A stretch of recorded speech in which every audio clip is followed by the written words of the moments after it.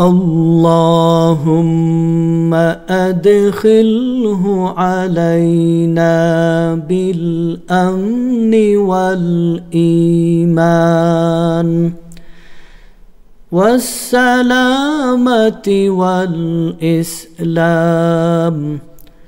ورضوان من الرحمن وجوار من الشيطان. اللهم أدخله علينا بالأمن والإيمان والسلامة والإسلام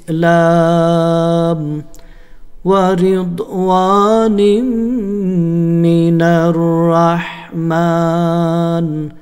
وجوار من الشيطان.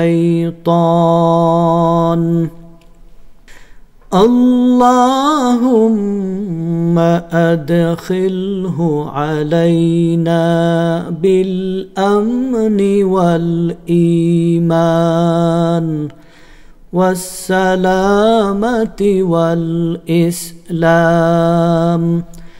ورضوان من الرحمن وجوار من الشيطان.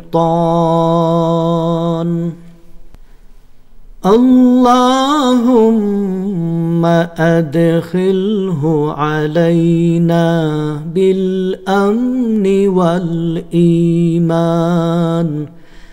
والسلامة والإسلام ورضوان من الرحمن